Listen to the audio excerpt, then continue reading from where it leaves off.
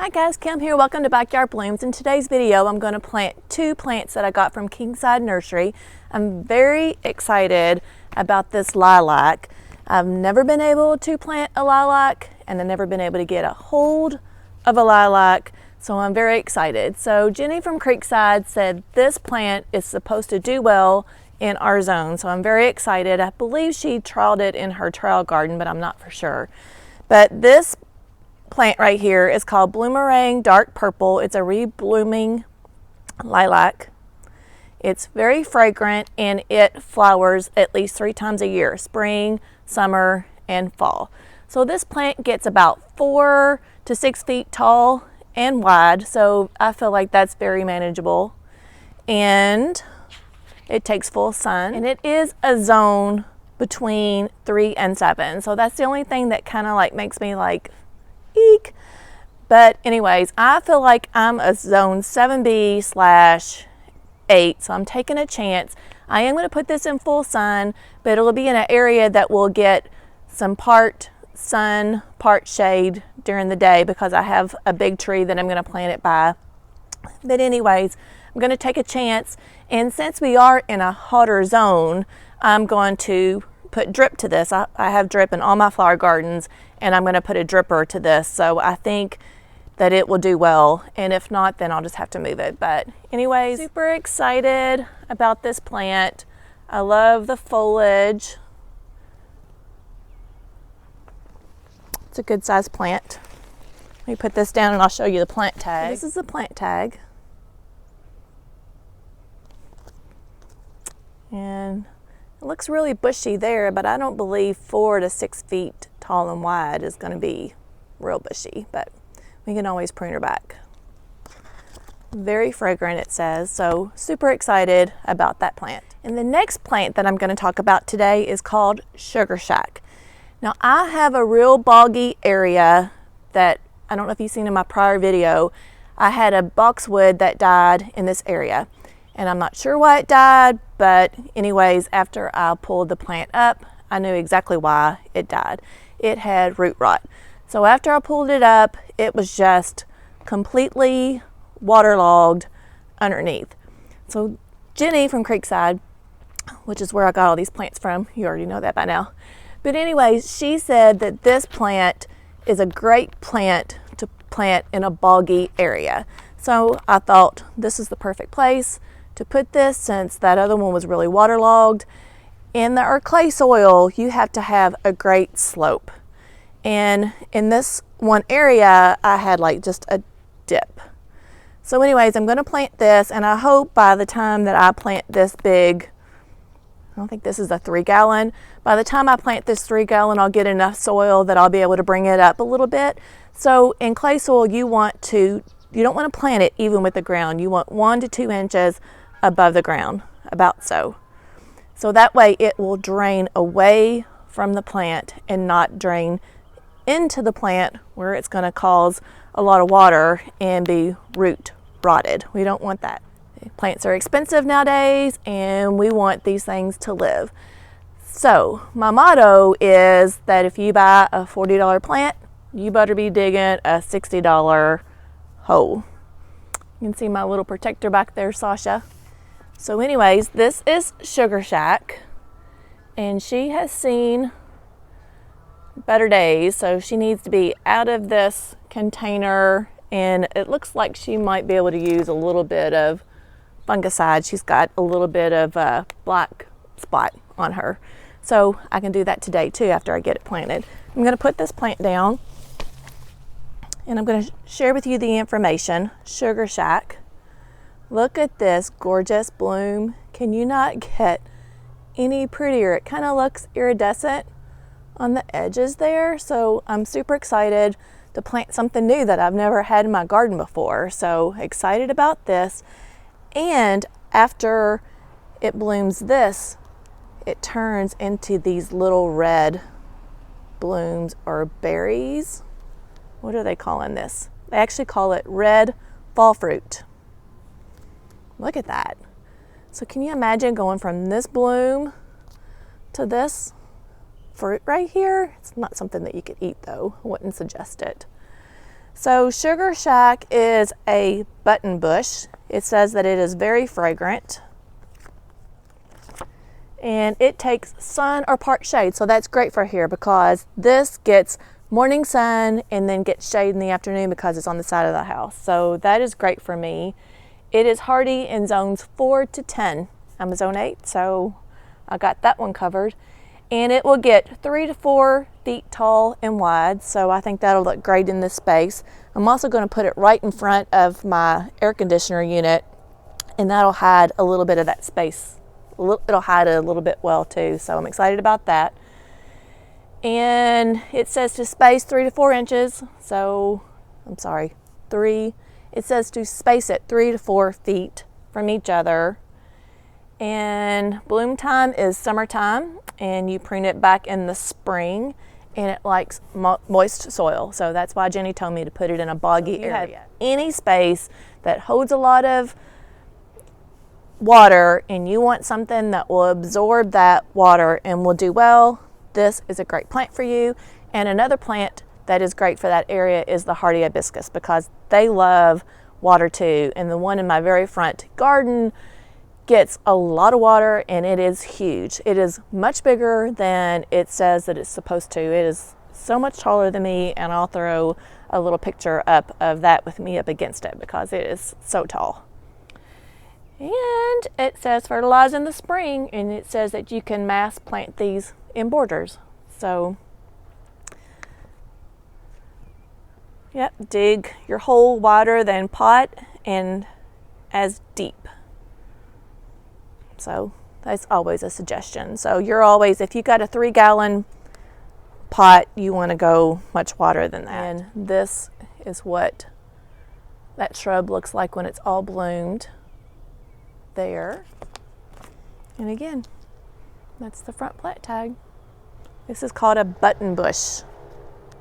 I'll throw some information about a button bush after I research a little bit for you guys. So this is where I'm going to plant the button bush. Also, that's where I had to dig up my other boxwood because I have a hedge of boxwoods here, and these are sprinter boxwoods, and I love these plants. It's probably my very favorite evergreen ever. So these are my sprinter boxwoods here, and I've got one here. I had one there, so I think I got a good space that I'm going to put this. I have a space in between my other boxwoods that this could plop right down into, so I think I'm going to put this boxwood there in my rose garden to help make that more of a hedge instead of having like a space. So I think I'm going to move this, but I'm not going to do that today.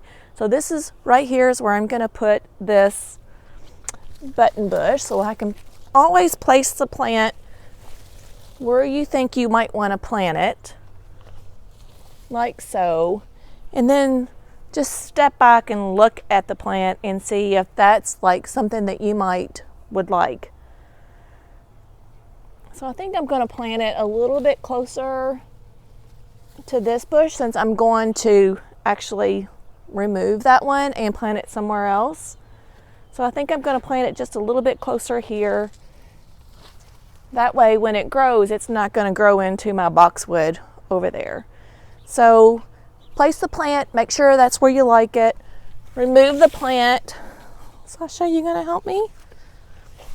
Are you going to help me? And then you want to, if you got mulch, remove your mulch from that area.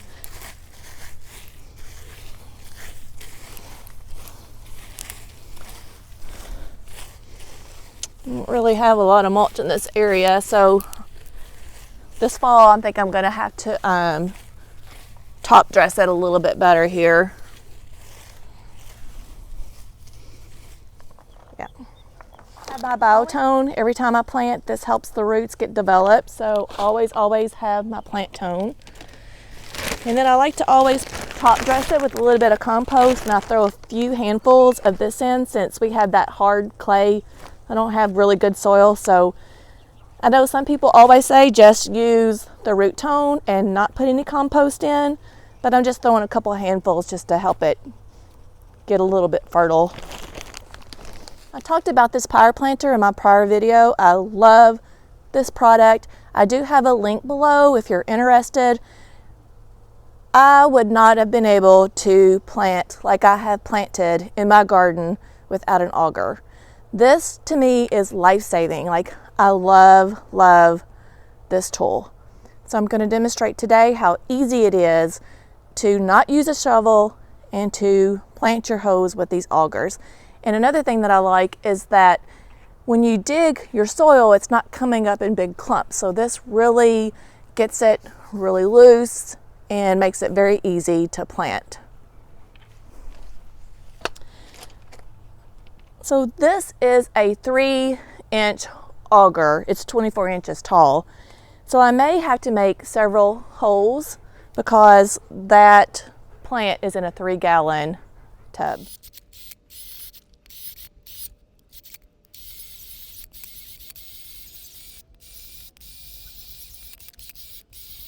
After you dig your hole, I'm going to go ahead and take this plant out of the container, and I'll throw some of the soil back in this container, and then after I plant it, then I'll use this to backfill. So as you can tell, as I was trying to pull the plant out of this pot, Jenny had already told me that this plant may be root bound because the other ones had some roots growing out of them. So you could see here that the roots are growing right here. So it's going to be hard for me to get this out of the container just by pulling it off. So I have my Felco pruners here, and I'm going to just try to snip it here. How you doing, Sasha? You going to help me? Yeah.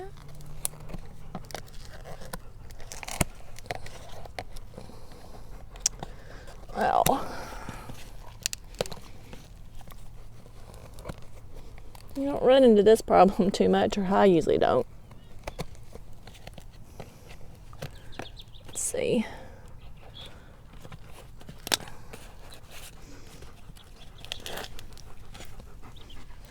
Excuse me, girl.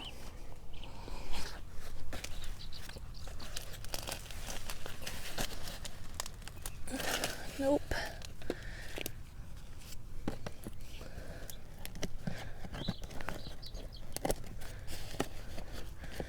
You know, I think I'm just gonna cut this pot here.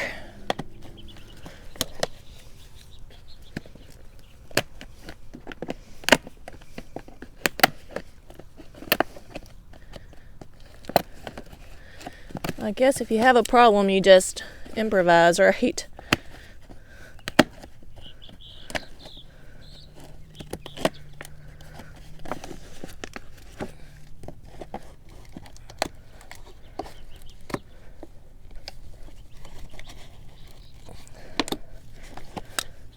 All right, let's see. One more little cut there. Oh, yeah, you can really see that this is root bound right here.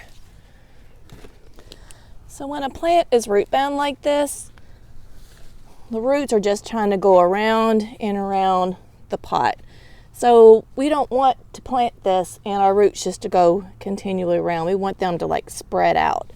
So what you do is just take your pruners and just clip it all the way around.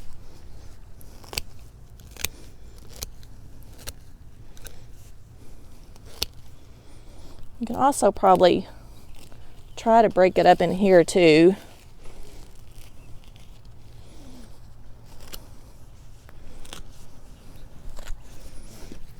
Just turn your plant around and do that all the way around.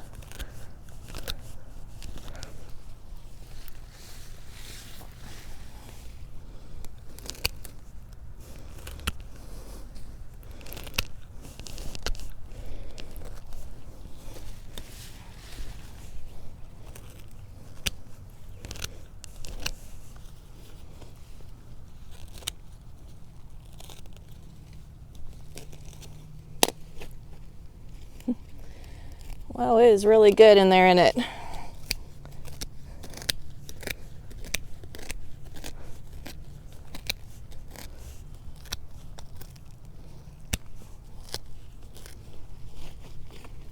There's really no roughing it up either.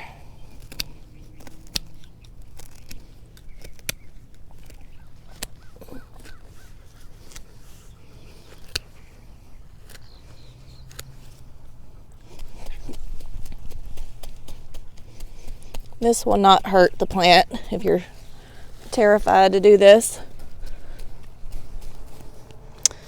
Okay, so that's that. All right, so this is where my hole was, and I'm going to take some of this dirt here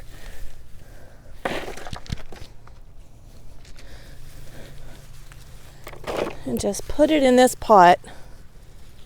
I'm sorry, so I have enough room to plant my plant.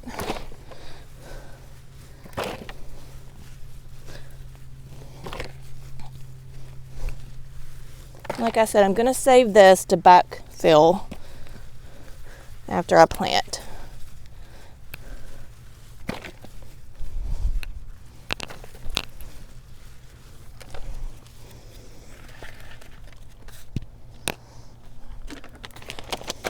All right, I'm going to throw some of the biotone in the bottom of the hole.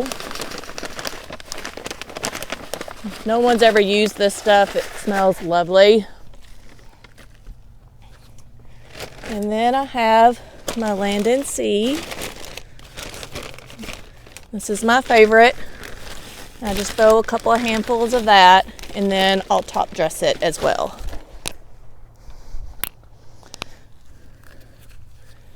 And then I like to get my auger and just give this a quick mix.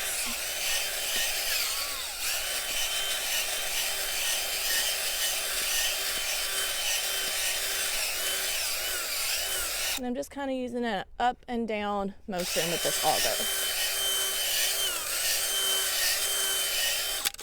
I have all that mixed in. Still might need some dirt taken out.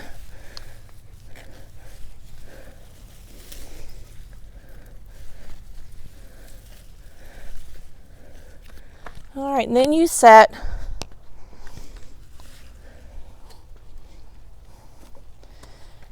your plant in there, and look, make sure it's even, and you can tell that this is my soil level right here. So if I go from here to here, I'm about 1 to 2 inches above the ground there. So before you start backfilling, make sure your plant is straight.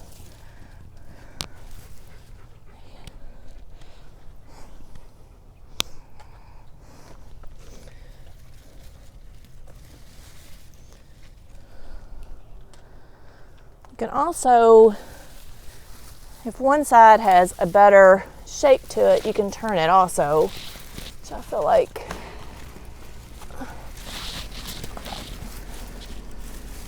that's better.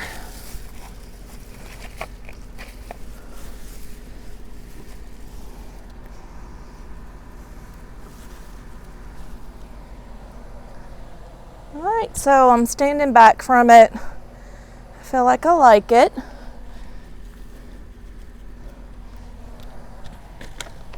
If you want to, you can throw a little bit more biotone in there as well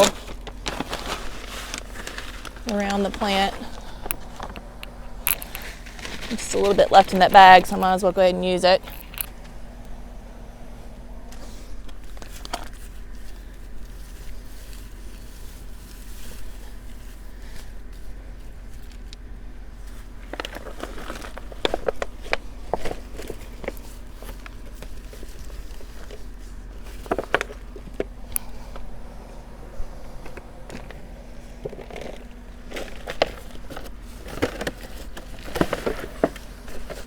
So that's all the dirt that I had used from the auger.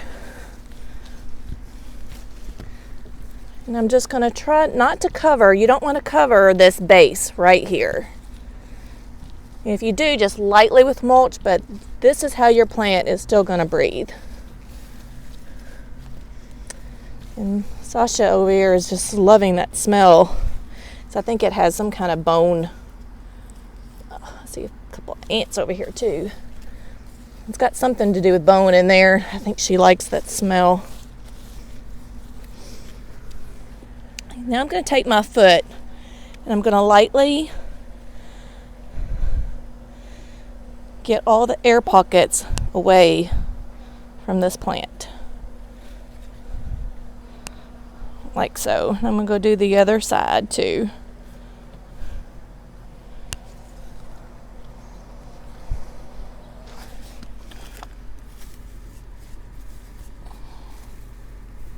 You can see that my soil here is still kind of wet and boggy, right? So this is going to be perfect for this area right here.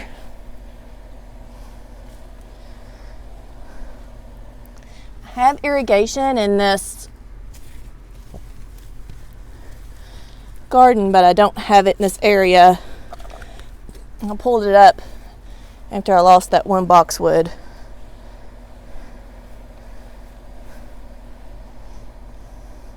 I bought me a cordless mic. I needed one more piece to use it, so I'm so excited to get that mic and not have to use all this cord here. Alright, so it's in the ground. I have all the air pockets out. I'm just going to top dress it with a little bit of this compost here.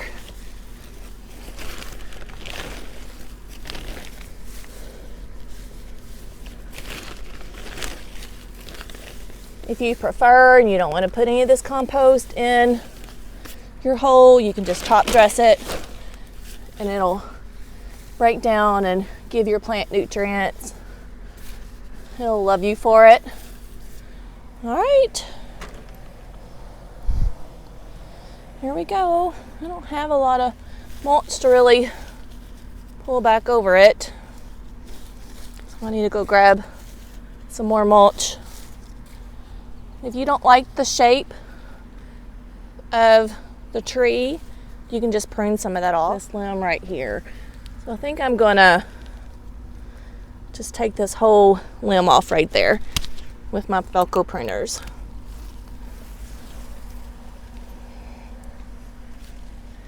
And I feel like that give it a nice shape as well. I think I like it. What do you guys think? I'm excited to see those awesome blooms on it, the white and the red. All right, so now we need to get our lilac planted. Okay, so we found a space for our lilac. I'm gonna put it right here.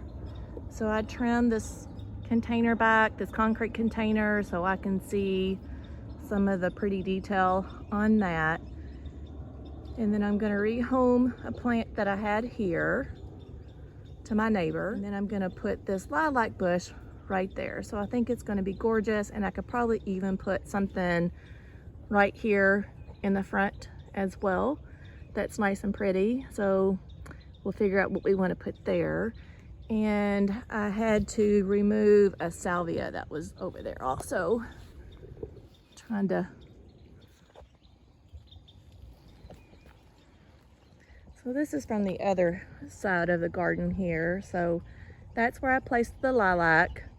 And I had right in that one space a salvia, that I dug up right there, and we're gonna repot it or redig it in another location also. So we're gonna get to digging. So right here, I'm just removing all the mulch that I have.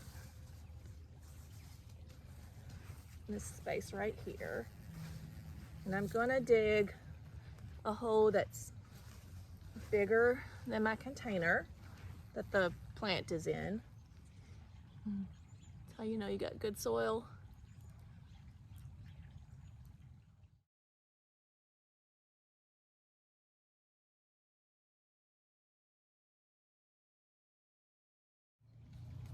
I have my auger that I'm gonna dig my hole with, and I'm gonna make 3 to 4 holes here and then mix it all up.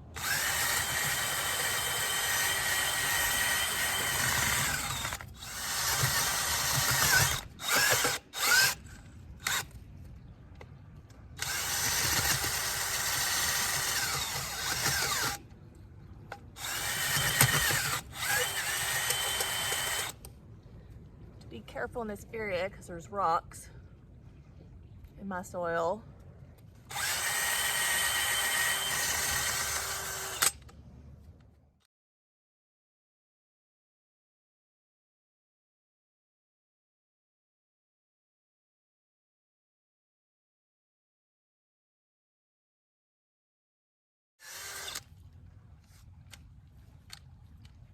And you see how this just gets twined up. Well, you don't get that with a shovel, and it's so easier to dig, to plant in, and to backfill. And if your plant has like some great broken up soil to give a good start. Here's my pot, and I'm just gonna push down on it here on the container to get the roots loosened up a little bit. You can grab by the bottom here and just gently pull out. So you can see there's nice healthy roots, but it's not root bound like our other one. Can you see? So you can just kind of break it up a little bit if you'd like, but this one's good. Then I'm gonna take my container here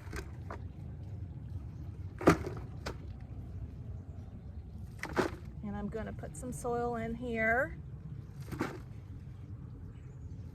Could use a shovel.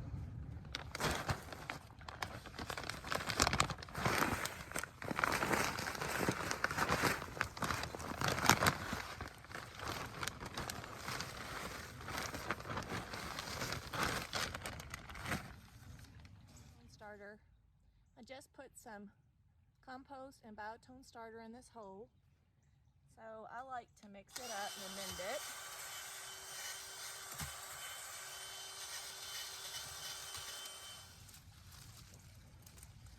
So remember, I want this to be 1 inch or 2 above my soil line. Remember I told you that? So it'll drain that way. Give it just a little bit more depth here.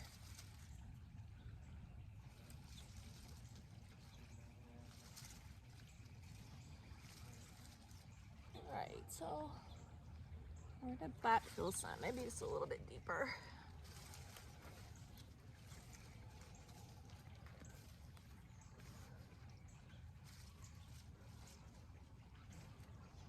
Can you guys see that right there? It's my soil line right here, and it's above. You don't want to put a lot of dirt or mulch on top of this area right here. So just step back and make sure that it's all good and straight. Right, so I'm happy with that.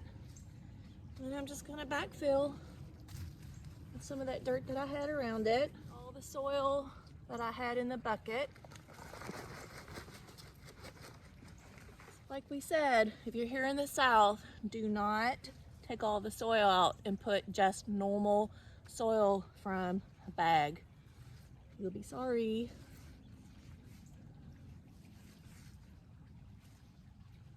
What I like to do is just kind of mound it up to where it has a little bit of slope from the root ball here down. I have enough extra compost to spare. I like to top dress it with this.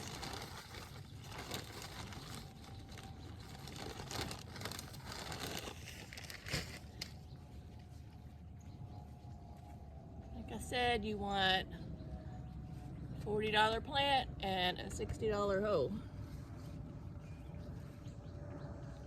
And then I'm going to tamp my foot all the way around it here to get all the air pockets out.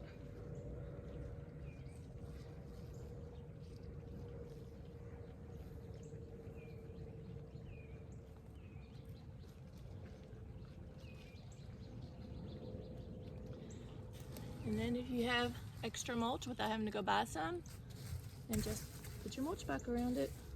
Here's that salvia that I had to dig up, and it's actually going to be happier because it didn't get much sun where it was, but now it'll get a lot of sun.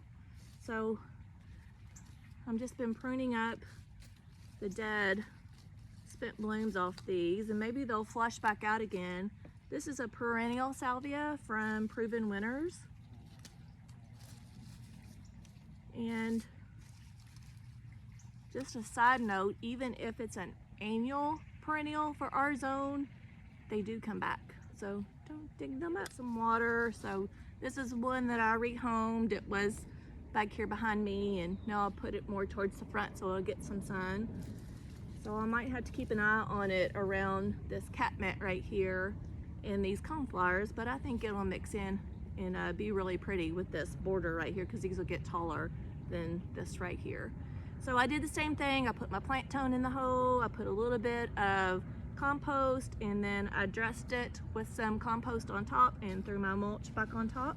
And now I'm gonna give it some water, and I believe it'll be happy. Okay guys, here's my new space for my lilac. I love it. So I have my watering jug. I'm gonna try to keep my shadow out here. Got my watering jug, so I need to water in the salvia that I just replanted. And I'm gonna give it a good soak because it doesn't stay wet over here.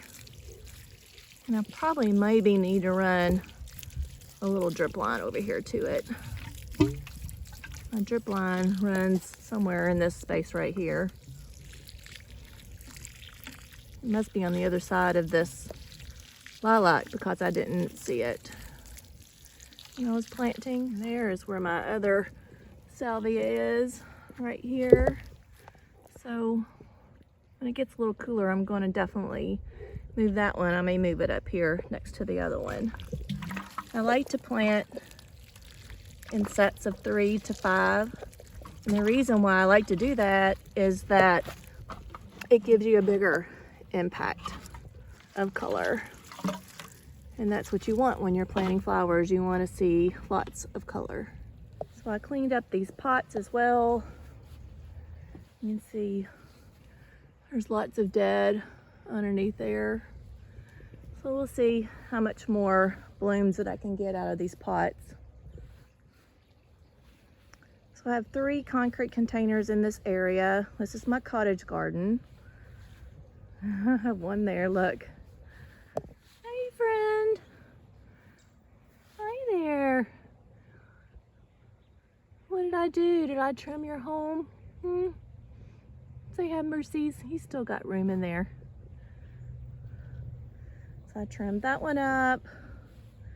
And again, I have jazzberries, salvia, and black potato vine, and bees and hummingbirds love salvia. As you can tell.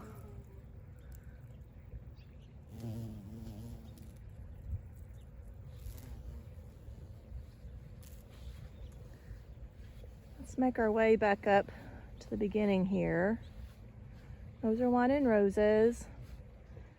That is catmint. We have a few little blooms on them. And coneflowers. Echinacea is the other word for that.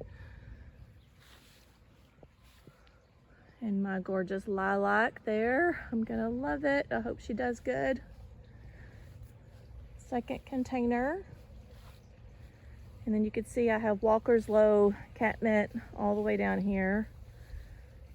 This black-eyed Susan is just mixing with everything. Looks really pretty. So here in one area, you could see the black-eyed Susan and the catmint. And it's vining up this wine and roses tree here. I have the lemon appeal and coconut appeal mixed on this obelisk here. And I trimmed that wine and roses up pretty good. I never really gave them a good trim, so they just needed it. Branches crossing one another, and then I had small little limbs. I trimmed that one up as well. And here's the third pot. Got those 2 plants in the ground. We got the lilac and the sugar shack in the ground. I'm excited to see as they grow and bloom here in my garden and share that information with you. If you have not subscribed to my channel, please do so because it helps me tremendously. And I'll see you in the next video. Bye friends.